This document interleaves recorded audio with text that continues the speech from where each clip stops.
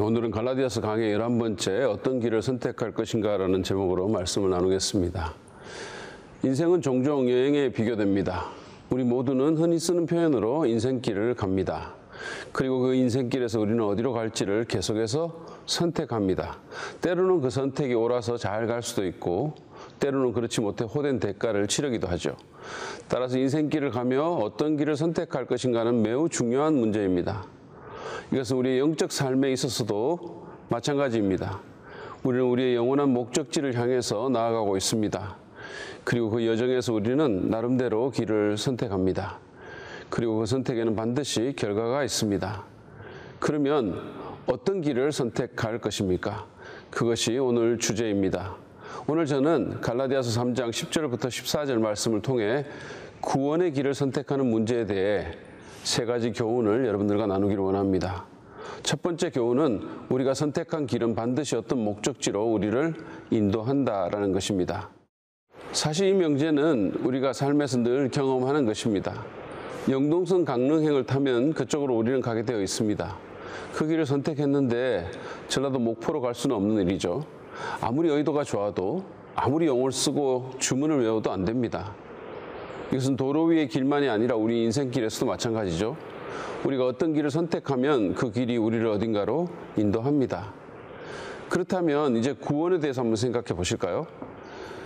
우리는 믿음의 길을 선택할 수 있고 행위의 길을 선택할 수도 있습니다. 영생과 구원을 위해 나의 죄와 한계를 인정하고 오직 예수 그리스도만을 전적으로 신뢰하겠다고 할 수 있고 또는 다른 방법을 택할 수도 있습니다. 실제로 너무도 많은 사람들이 다른 길을 택하죠. 도덕이나 종교 활동을 통해 자신의 의를 확립할 수 있다거나 열심히 노력해서 자신을 하나님이 받아들이실 만한 존재로 만들 수 있다고 생각하는 그런 길을 가는 것입니다. 갈라디아 성도들처럼 예수를 완전히 빼지는 않지만 적어도 내 행위를 거기에 더하는 것입니다. 그러나 바울은 행위의 길을 선택하면 저주라는 목적지에 도착할 것이라고 말합니다. 10절 말씀 보시죠. 율법의 행위에 근거하여 살려고 하는 사람은 누구나 다 저주 아래에 있습니다. 기록된 바 율법책에 기록된 모든 것을 계속하여 하지 않는 사람은 다 저주 아래에 있다 하였습니다. 여러분은 구원을 위해서 어떤 길을 선택하고 계십니까? 갈라디아 성도가 그런 것처럼 행위의 길입니까? 아니면 구원이나 영생 또는 하나님, 예수님 따위에 신경 쓰지 않는 길을 선택하십니까? 지금 당장 먹고 살기도 바쁜데 언제 내세 따위에 신경 쓰냐라고 말하면서 고개를 돌려버리십니까? 기억하십시오. 아무것도 안 하는 것도 선택입니다. 아무것도 안 한다고 그냥 그 자리에 가만히 있는 것이 아니죠. 여러분은 무시했거나 지연하는 길을 선택했고 그 길은 여러분을 영혼의 어딘가로 인도할 것입니다. 또 다른 하나의 선택은 자기 생각으로 모든 것을 판단하고 그냥 자기 길을 가는 것입니다. 그러나 이 모든 선택에는 반드시 결과가 있음을 우리는 알아야 합니다. 그것은 다른 모든 길처럼 우리를 어딘가로 인도할 것입니다. 그러므로 구원과 영생과 칭의에 대해 선택해야 하는 사람들은 매우 신중하게 생각하고 바울의 권면을 심각하게 받아들이고 잘 반응하시기를 바랍니다.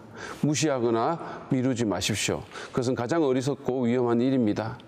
지금 구원을 위해서 자기 행위의 길을 가는 사람은 그 길을 중단하시기 바랍니다. 그것은 저주로 가는 길입니다. 오늘 말씀을 잘 듣고 바른 길을 선택하십시오. 왜냐하면 우리가 선택한 그 길이 영혼의 어딘가로 우리를 이끌 것이기 때문입니다. 두 번째 교훈은 어떤 길은 사람의 보기에는 바르지만 필경은 사망의 길이라는 사실입니다. 여러분, 행위의 길은 사람의 보기에는 올바르게 보일 수 있습니다. 거룩하고 경건하게 보일 수 있죠. 그러나 그 길은 하나님이 보시기엔 사망의 길입니다. 11절 상반절 말씀 보시죠. 하나님 앞에서는 율법으로는 아무도 의롭게 되지 못한다는 것이 명백합니다. 12절에서는 또 이렇게 말씀합니다. 율법은 믿음에서 생긴 것이 아닙니다. 오히려 율법의 일을 행하는 사람은 그 일로 살 것이다 하였습니다. 이건 또 무슨 말일까요? 율법은 하나님께서 인정하신 믿음의 원리에서 나온 것이 아니며 율법의 행위로 구원을 추구하는 사람은 그 행위에 의해서 구원을 얻어야 하는데 10절에서 이미 언급한 것처럼 아무도 율법을 계속해서 완벽하게 지킬 수 없으니 결국은 사망으로 갈 수밖에 없다는 뜻입니다. 오늘날 율법의 행위에 근거해서 살려고 하는 사람은 기독교에도 있고 다른 종교에도 있습니다. 이미 언급한 것처럼 겉으로 보기에 이런 사람들은 매우 도덕적이거나 또는 경건해 보일 수 있습니다. 그러나 만약에 그가 예수 그리스도를 부인하고 계속해서 자기 행위와 도덕과 종교로 자기 생각으로 구원을 이루려고 한다면 그는 저주 아래에 있게 될 것입니다. 왜냐하면 그는 결코 하나님이 요구하시는 기준을 만족시킬 수 없을 것이기 때문입니다. 뿐만 아니라 이것은 자신을 하나님께서 받아들이실 만한 존재로 만들 수 있다고 가정하는 교만이요, 예수님의 십자가 사건을 통해 드러난 하나님의 극진한 사랑을 무시하는 불경이기 때문입니다. 솔로몬은 잠언서 16장 25절에서 사람의 눈에는 바른 길 같이 보이나 마침내는 죽음에 이르는 길이 있다라고 경고합니다. 눈에 보이는 것만으로 판단하지 마십시오. 아무리 경건하고 도덕적으로 보인다 하더라도 행위의 길이라면 그 끝은 저주요 사망입니다. 분별력을 가지고 자신이 걷는 길이 어떤 길인가를 잘 보고 제대로 판단하시기를 바랍니다. 세 번째로 우리는 믿음에 의해서만 구원이라는 목적지에 도달할 수 있음을 오늘 본문을 통해서 배웁니다. 바울은 오늘 본문에서 믿음의 길을 선택한 사람에게 미치는 복에 대해서 말씀하고 있습니다. 먼저 11절 하반절에서 바울은 구약의 하박국서를 인용하면서 의인은 믿음으로 살 것이다 라고 말합니다. 믿음의 길을 선택하면, 다시 말해서 예수 그리스도를 나의 주님으로 믿으면 우리는 살게 됩니다. 구원받고 영원히 산다는 말씀입니다. 영생의 축복을 얻게 된다는 뜻이죠.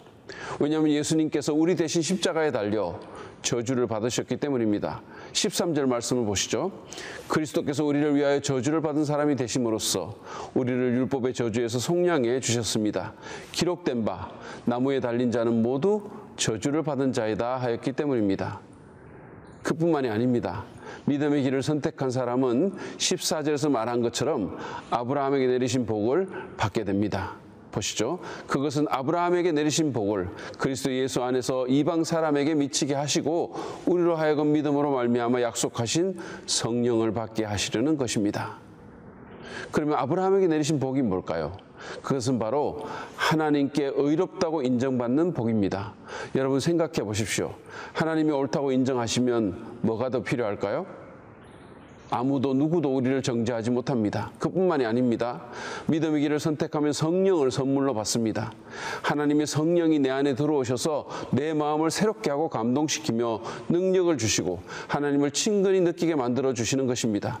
확신을 주시고 영적인 눈을 뜨게 해주시고 은사를 주시고 성경 말씀을 깨닫게 해주시는 것입니다. 성령의 열매를 맺게 해주셔서 내 인격과 태도를 변화시키는 것입니다. 좋지 않으십니까? 만약에 이게 복이 아니면 뭐가 복일까요? 이런 구원의 복을 우리는 믿음으로만 얻을 수 있습니다.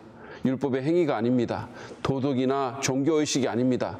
구원의 축복이라는 목적지에 도달하기 위해서 우리가 해야 할 일은 아무것도 없습니다. 그냥 예수 그리스도와 그분의 완성된 십자가 사역을 진심으로 믿으면 됩니다. 어떤 이는 믿음도 인간의 행위가 아니냐고 반문합니다. 그렇지 않습니다. 믿음은 그리스도께서 다 이루셔서 우리에게 은혜로 주시는 것을 그냥 빈손으로 받는 것입니다. 존 스타트는 믿음을 이렇게 설명합니다. 믿음은 예수 그리스도를 개인적으로 붙잡는 것이다. 거기에는 아무 공로도 없다. 그것은 또 하나의 행위가 아니다. 믿음의 가치는 그 자체에 있는 것이 아니라 전적으로 그 대상인 예수 그리스도에게 있다. 그리스도는 십자가에서 높이 올리우셨다. 믿음은 거기 계시는 그리스도를 바라보는 것이다. 혹시 우리 가운데 아직 예수님을 믿지 않는 분이 계십니까? 아직도 예수 그리스도의 십자가에서 완성된 구원의 사역을 의지하지 않고 내 노력이나 의지나 종교적인 배경이나 행위로 무언가를 이루려고 하는 자가 있으십니까? 예수님에게다 나의 무엇을 더하려고 하십니까? 여러분 기억하십시오. 행위의 길 그 끝에는 저주와 사망이 있습니다. 그러므로 어린아이같이 단순한 믿음으로 예수님을 바라보십시오.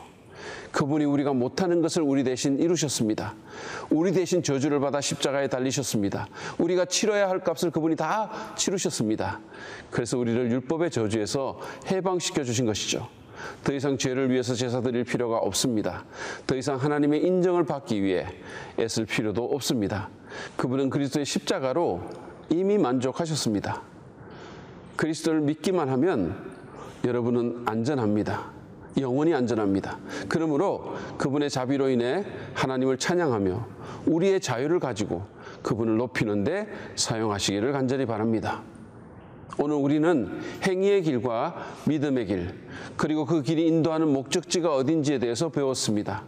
행위의 길은 아무리 그럴듯하게 보여도 저주로 우리를 인도하며, 믿음의 길은 우리를 구원과 칭의와 영생과 성령의 내주와 같은 하나님의 참 축복으로 인도함을 보았습니다. 여러분은 예수 그리스도와 그분의 십자가 사역을 믿으십니까? 하나님의 아들이 당신을 위해서 그 험한 십자가에서 모든 값을 다 지불하고 이제 구원을 선물로 그냥 주시기를 원하십니다. 만약에 한 번도 예수님을 영접한 적이 없다면 지금 마음을 열고 단순한 믿음으로 예수님과 그분의 선물인 구원을 받아들이지 않으시겠습니까? 부디 그러시기를 빕니다. 이미 구원을 받으셨다면 하나님의 형언할 수 없는 이 선물에 대해 여러분이 언제 진심으로 감사했는지 한번 생각해 보시기 바랍니다. 그리고 지금 마음을 다해 감사하다고 말씀드리십시오. 그리고 내 삶에서 어떻게 감사를 표현해야 할지도 생각해 보시기 바랍니다. 제가 한 가지 방법을 제안하겠습니다. 그것은 누군가에게 이 놀라운 은혜의 선물을 나누어 주는 것입니다. 그래야 그도 구원의 선물을 가질 수 있죠. 그래야 그도 율법의 저주가 아닌 영생과 칭의와 성령의 축복을 누릴 수 있습니다. 그래야 하나님께서도 기뻐하시고 영광을 받으실 수 있습니다. 그러한 축복이 여러분과 여러분의 복음의 말씀을 듣는 모든 분들에게 있기를 간절히 바랍니다.